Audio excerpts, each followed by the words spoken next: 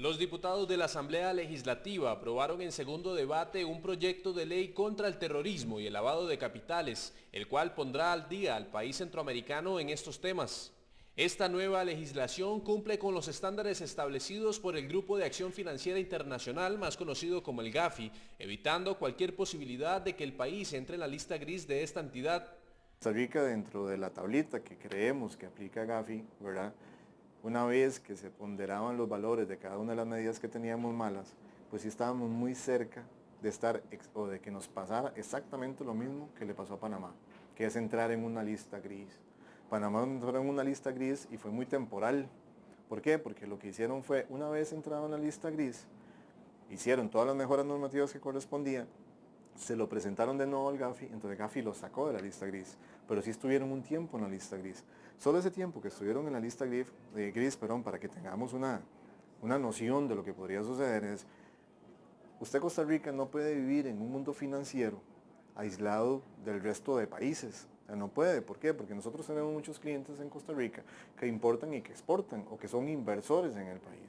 Entonces usted necesita necesariamente otros mercados financieros, ¿verdad? Específicamente los mercados más importantes, Estados Unidos como socio comercial más importante de Costa Rica y la Unión Europea, Asia, para poder hacer llegar, ¿verdad?, los productos de las exportaciones o las importaciones a esos países. Usted necesita tener cuentas, ¿verdad?, de los bancos en esos países por medio de bancos corresponsales. Cuando usted entra en una lista gris, lo primero que hacen estos bancos corresponsales, muchas veces sin hacer preguntas, es decir, usted significa un riesgo muy grande, usted Costa Rica significa un riesgo muy grande para mí, ¿verdad?, como banco importante que soy, entonces le voy a cerrar la cuenta. En un informe publicado por el Gafilat el año pasado, el organismo internacional concluyó que Costa Rica carece de penas para castigar el financiamiento a grupos terroristas radicados en el extranjero.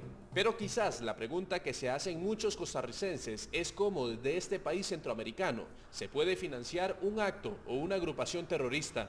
La pregunta que haces es muy interesante, muy importante. Le voy a decir por qué.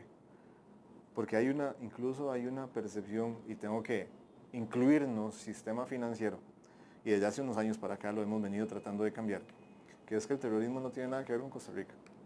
Nosotros somos la Suiza centroamericana, ¿verdad? Y a nosotros todo el mundo nos quiere, bien entendido. Esa no es la realidad. Primero que todo, el financiamiento del terrorismo no es exactamente que aquí lo van a financiar y aquí van a hacer el evento terrorista. Hay una diferenciación importante. Por lo menos en Costa Rica sí estamos bastante alejados, por suerte, y hasta la fecha, de actos terroristas. ¿Verdad? Hasta el momento nosotros, digamos, estamos muy alejados de lo que es la perpetración de bombas, en contra de embajadas, todo este tipo de cosas que los terroristas pasan muy comúnmente haciendo.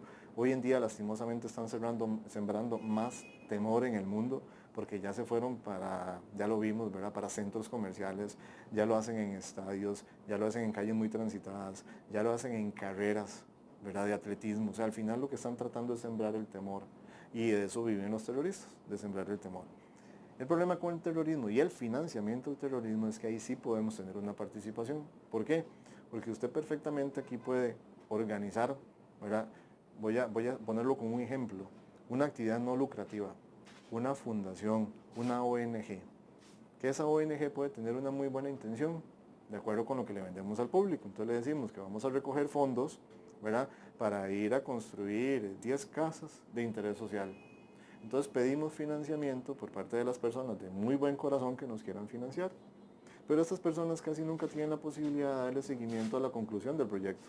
Entonces, sin quererlo, podríamos estar aportando dinero para una organización, que no digo que todas lo sean, pero esa organización que al final no se sabe quién aportó el dinero, podría llegar a recoger fondos suficientes para terminarlo sacando del país y financiando, ahora sí, un acto terrorista que se va a hacer en Estados Unidos, que se va a hacer en Múnich, que se va a hacer en Bruselas, que se va a hacer en París, o que se va a hacer en Afganistán o en Siria o en alguno de estos países.